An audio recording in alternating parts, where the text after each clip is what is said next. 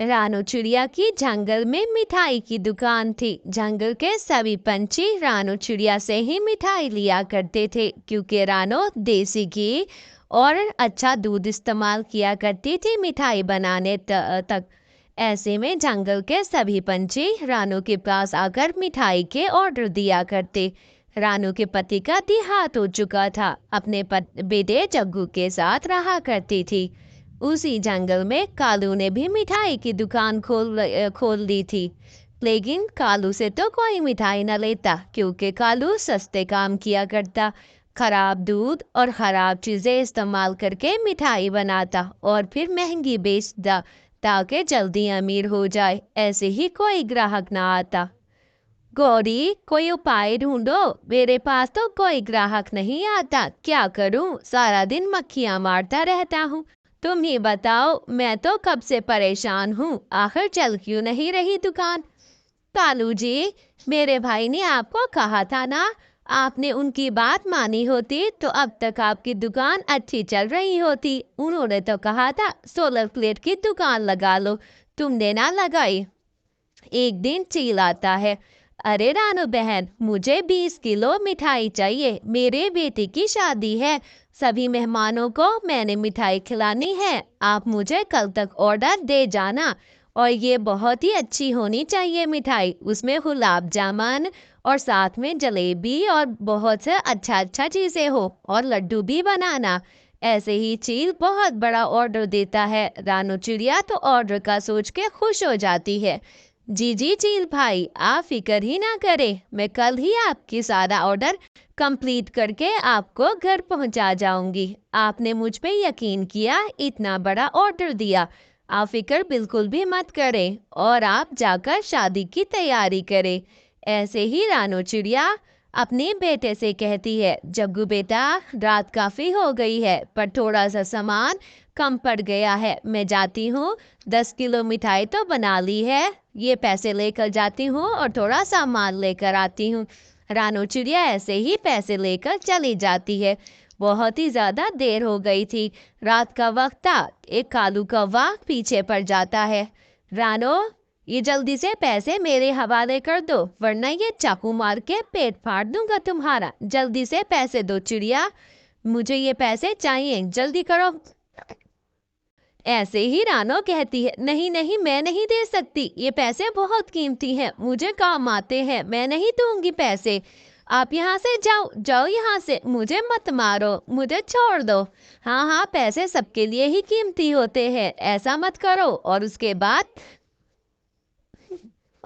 ऐसे ही पैसे लेकर वो चोर भाग जाता है। रानू चिड़िया को कालू नाम का कौवा जल्दी से पैसे उठाकर वहां से भाग जाता है। रानू चिड़िया बहुत परेशान थी, अब कैसे चील को इतना बड़ा ऑर्डर दूंगी? 20 किलो मिठाई का इतना बड़ा अच्छा ऑर्डर आया था, सारे पैसे ये चोर ले गया है, क्या करूँ अब मैं? कहाँ जाऊँ? कैसे अपना ऑर्डर कंप्लीट करूँ? मैं तो बहुत परेशान हूँ, ये क्या हो गया है मेरे साथ? दूर बैठा कालू कौवा ये सब देख रहा था, मगर मौके का फायदा उठाता है।